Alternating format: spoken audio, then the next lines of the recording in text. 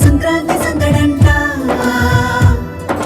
కోడి పందాలతో అందరికి విందులంట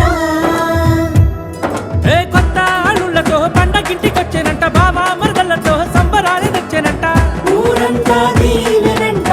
హరిదాసుల పాటలంట పచ్చని చీర పైరగాలితో అందరికీ స్వాగతమంట వీధిలోని బసవన్న సన్నాయి మేళాల